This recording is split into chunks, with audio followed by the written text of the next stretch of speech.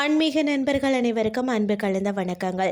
இன்றைக்கு நாங்கள் ஆன்மீகம் சம்பந்தமான பதிவில் பார்த்தீங்கன்னா, குடும்பம் சுபீட்சம் பெறணும் அப்படின்னா தை மாதம் பெண்கள் செய்ய வேண்டிய வழிபாடு என்ன அப்படின்னு சொல்லி தான் பார்க்க போகிறோம். தை மாதம் வெள்ளிக்கிழமை, செவ்வாய்க்கிழமை, ஞாயிற்றுக்கிழமை எல்லா நாட்களுமே அம்பாளுக்குரிய நாட்கள் தான்.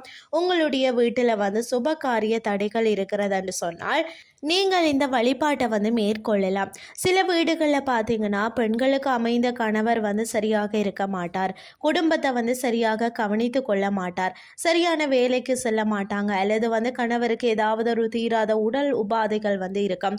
பெண்களுடைய இல்லற வாழ்க்கை ரொம்பவும் கஷ்டத்தில் இருக்கும். குடும்பத்தில் நிம்மதி கெட்டு போக காரணம் இருக்கிறது கணவராக இருப்பார்.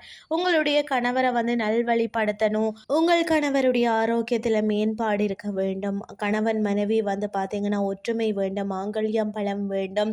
அதே மாதிரி கணவனிடம் இருக்கக்கூடிய கெட்ட பழக்கங்கள் நீங்கணும் அப்படின்னு சொல்லி இந்த பரிகாரத்தை நீங்கள் வீட்டில் இருந்தபடியே செய்யலாம், அல்லது கோவிலுக்கு சென்று கூட நீங்கள் செய்யலாம். அது உங்களுடைய விருப்பம். வீட்டில் இருந்தபடியே இந்த பரிகாரத்தை நீங்கள் எப்படி செய்வது, கோவிலுக்கு சென்று இந்த பரிகாரத்தை எப்படி செய்வது அப்படின்னு சொல்லித்தான் இன்றைய ஆன்மீகம் சார்ந்த பதிவில் நாங்கள் பார்த்து தெரிஞ்சு கொள்ளலாம். தை பார்த்தீங்கன்னா செவ்வாய்க்கிழமை, தை வெள்ளிக்கிழமை, அல்லது நீங்கள் வேலைக்கு போகும் பெண்களாக இருந்தீங்கன்னு சொன்னால் தை ஞாயிற்றுக்கிழமை கூட நீங்கள் வீட்டில் அம்பாளை நினைத்து இந்த பூஜையை செய்யலாம். பூஜை அறையில் அலங்காரம் செய்து அம்பாளுக்கு வாசம் நிறைந்த பூக்களால் அலங்காரம் செய்து கொள்ளுங்கள். பிறகு உங்கள் வீட்டில் எந்த அம்மன் திருவுருவ படம் இருக்கிறதோ, அது எந்த படமாக இருந்தாலும் பரவாயில்லை, இந்த பூஜையை நீங்கள் தாராளமாக செய்யலாம். அதாவது பார்த்தீங்கன்னா மல்லிகை பூ, செவ்வரளி பூ, இந்த வாசம் நிறைந்த பூக்களை கொண்டு நீங்கள் அம்பாளுக்கு அலங்காரம் செய்து விடுங்கள்.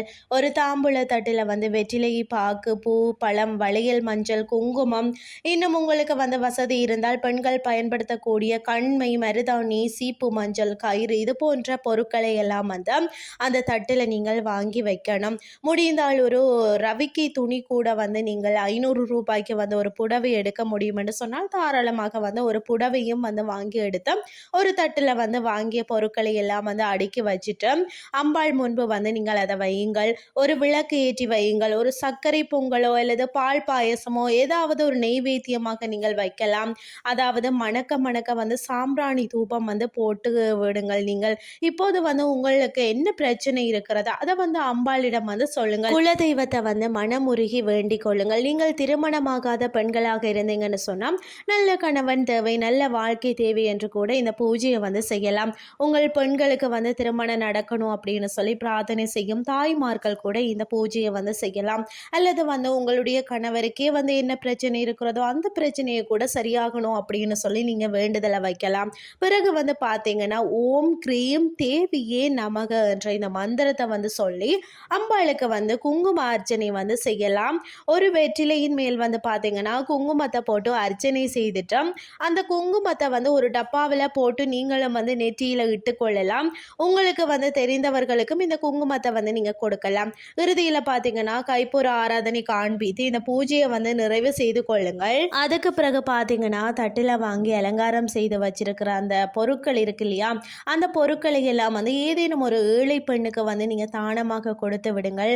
திருமணமான பொண்ணுக்கு கொடுக்கலாம், திருமணமாகாத பொண்ணுக்கு கொடுக்கலாம், அது உங்களுடைய விருப்பம். ஆனால் அந்த பொருட்களை நீங்கள் தானம் செய்து தான் ஆகணும். இவ்வளவுதான் பரிகாரம். இதுவே நீங்கள் ஒரு அம்மன் கோவிலுக்கு சென்று இந்த தட்டை அம்பாளின் முன்பு வைத்து மனமுருக வேண்டுதல் செய்து கூட நீங்கள் பிரார்த்தனை வைத்துட்டு உங்கள் பெயரை சொல்லி அர்ச்சனை கூட செய்து கோவிலே ஒரு பொண்ணுக்கு நீங்கள் இந்த பொருட்களை எல்லாம் தானம் கொடுப்பதாக இருந்தாலும் கொடுக்கலாம், தவறு கிடையாது. இந்த தை மாதம் முடிவதற்குள் மன நிறைவோடு இந்த பரிகாரத்தை செய்தீங்கன்னு சொன்னால் வீட்டில் நிச்சயம் மங்களம் உண்டாகும். அந்த வீட்டில் இருக்கும் பெண்ணினுடைய கஷ்டம் முழுமையாக தீரும் என்பது தான் நம்பிக்கை.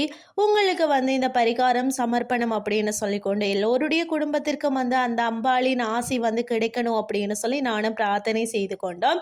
இன்றைய ஆன்மீகம் சார்ந்த பதிவை நிறைவு செய்து கொள்கிறேன். இதே மாதிரி இன்னும் மற்றும் ஒரு ஆன்மீகம் சார்ந்த பதிவோடு உங்களை சந்திக்கிறேன். நன்றி.